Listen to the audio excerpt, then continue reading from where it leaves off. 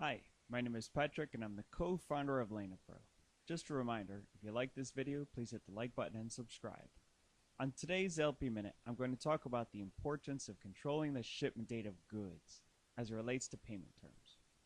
Some commercial contracts say that a seller of goods will send an invoice on either shipment or delivery. But if the buyer can record changes to the shipment date, then the seller may make goods that it has to keep extra long in its inventory. That can negatively impact its cash flow. For example, let's say a forklift manufacturer has a contract to sell 12 custom-made forklifts this year to a warehouse. Contract requires payment within 30 days from the invoice date, and invoices are sent out upon shipment. But the contract also says the buyer has discretion to change the shipment schedule. Now, the seller manufactures the forklifts according to a previously agreed upon schedule. But just before shipment of the first 3 forklifts, the buyer tells the seller to hold off on shipping the forklifts for 2 months. Because there's no shipment, the seller can't send an invoice for them, and it has to eat the cost of holding the inventory.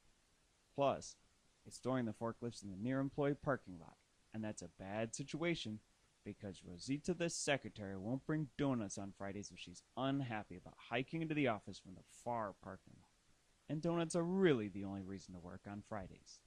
This has been your LP Minute, which has hopefully been helpful but is not legal advice. Watch a few more, hit the like button, and download more software. Thanks.